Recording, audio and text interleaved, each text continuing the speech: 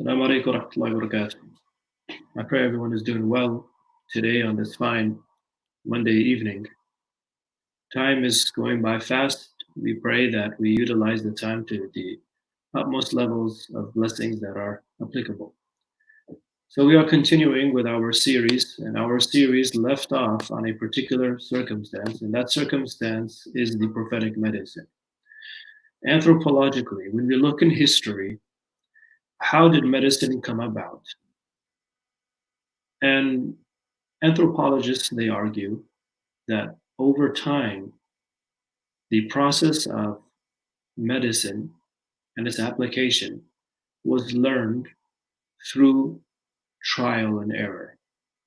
Now, when we say trial and error, what is it that caused each and every individual to attempt to utilize something to find a cure earlier on in human history?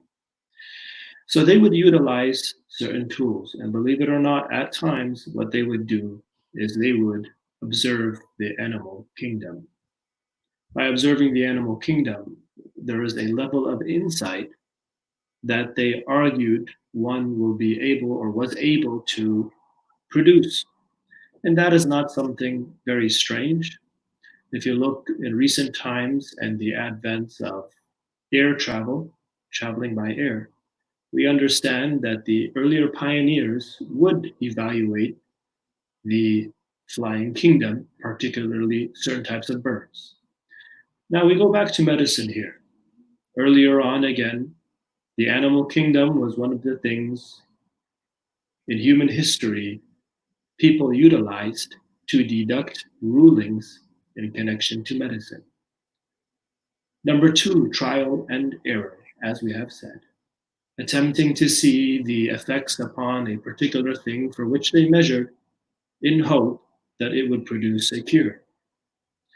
Islamic medicine, when we speak of this particular philosophy, we are talking about two types of utilized forms of medicine.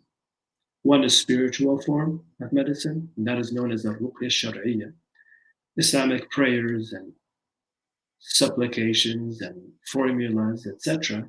And number two, medicine. That's right, medicine. So we stop and think, the Almighty subhanahu wa ta'ala in His Quran, Islamic theologians, they argue, actually gave significance to various types of medicine. And he talked about circumstances for which individuals from the elite were facing difficulty. And the Almighty had placed forms of cures in natural substances that surrounded us. So, what we are able to deduce when we study the subject matter at hand, known as the prophetic medicine, we are able to deduce a few things. What does Islamic prophetic medicine introduce? What does it speak of? And why is it relevant? Islamic medicine, it produces, argues, and holds the opinion that spiritual medicine, prayers, etc., is one form of medicine, and the other is material medicine. And that material medicine consists of natural substances that have within it qualities by God's grace for which it counteracts sickness and disease, particular sicknesses and disease. Number two, it also argues that natural substances for which at times may not be known to produce a cure for our particular circumstance may have the cure by a divine intervention for particular unique individuals by the permission of God. Number three, general forms of medication for which humankind attempts to utilize the knowledge of medicine through the practice and intervention of the world around them, and thus producing, by chemical reaction, for example, types of medicine. The Prophet Muhammad, ﷺ, which we will talk about, he used two forms of medicine. He talked about the third, which is the investigation and the production of medicine.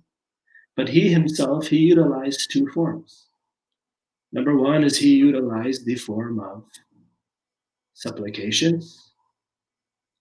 And number two, he utilized natural substances for which he is argued to have been advised, one might say, by the Almighty subhanahu wa ta'ala because of its unique abilities and also his knowledge of medicine, arguably by way of custom. As long as that medicine which he used by way of custom did have arguably a beneficial benefit to it. So we have a prophetic tradition. The Prophet Muhammad alayhi he says, لِكُلِّ دَاء دَوَاء فَإِذَا أُصِيبُ دَوَاء الدَّاء بَرِئْ بِإِذْنِ اللَّهِ عَزَّ وَجَلَّ. This particular prophetic tradition is saying that for every form and for forms of sicknesses and disease out there, there is a medicine for it. There is a dawa. There is a medicine for it. And he continues, this medicine, فَإِذَا أُصِيبَ دَوَاءَ الدَّاء, this medicine, if it is utilized correctly and it intermingles with the sickness correctly, بَرِئَ بِإِذْنِ اللَّهِ عَزَّ وَجَلَّ. The individual is cured by the grace and blessings of the Almighty subhanahu wa ta'ala. He also says, مَا أَنزَلَ اللَّهُ مِن دَاءٍ إِلَّا أَنزَلَ اللَّهُ شِفَاءً. He also says that the way we see around us, what we see around us of sickness, which has inflicted humanity of its various types, and its inception and permission to exist, so too has the Almighty sent down a cure. إِلَّا أَنزَلَ اللَّهُ شِفَاءً. Except the Almighty had placed a cure for it. عَلِمَ مَنْ عَلِمَ. One comes to know of the cure for those of you that research and find it, and as such it is beneficial and it is produced and it is taught. وَجَهِلَ مَنْ جَهِلَ. And for others and for circumstances, it is possible. The cure by way of that current level of human knowledge is ignorant of the therapy, of the medicine itself. So this prophetic tradition actually proposes a number of things for our thought. There is a general meaning and there's very much a specific meaning involved. That is to say, when you read the phrase, لِكُلِّ دَاءٍ دَوَاء, that for every sickness there is a cure. Does every sickness mean in a literal sense that every single sickness that exists, whatever it may be, human ability, if they are to find it, would produce a cure for it? Or is it something specific? That is, as long as it is within the grasp, that is, the sickness itself is within the grasp and knowledge of humanly ability to cure a disease, that is to say, it is not incurable. It is not incurable. So, for example, there are prophetic traditions in eschatology within Islamic thought. Eschatology is the study of the end of hour, signs of the end of hour, major signs, minor signs. It is a subject in science that is shared by the Abrahamic traditions. And one of the prophetic traditions in Islamic thought, there is a statement that if such circumstances exist, it is a possibility that, that is to say, as time swoons, that there will be afflictions of forms of diseases that did not face necessarily specifically humankind beforehand. That is to say, new sicknesses, new diseases, new forms of difficulties that come by the way which afflicts humankind. So this prophetic tradition does have a general statement, and there are some specifics to it. That time swoons away, and as time swoons away, one of the signs, right, that a concept known as the meeting of the Almighty begins to elapse is that sicknesses that were not known to your forefathers would begin to afflict humanity. Okay?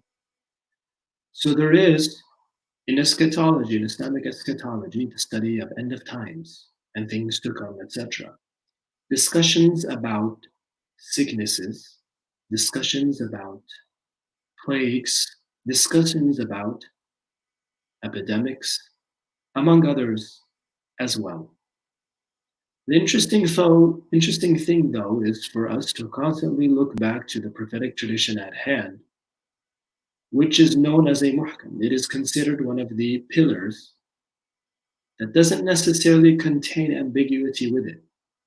So it is a possibility in times for which sickness elapses and people are afflicted by diseases and viruses that did not exist prior to them. For example, it was not known to their fathers or forefathers beforehand.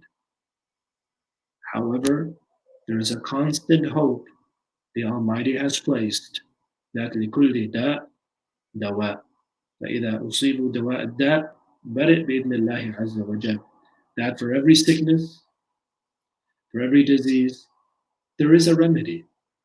And if this remedy is found and utilized correctly, and it intermingles with the disease by God's grace, cure becomes the cause. With that, some thoughts Islamic scholarship had mentioned in connection to this particular tradition. So we are talking about a tradition which was a moral compass for Islamic scholarship through the ages, for which they wrote many books, and they were in the forefront of medicine.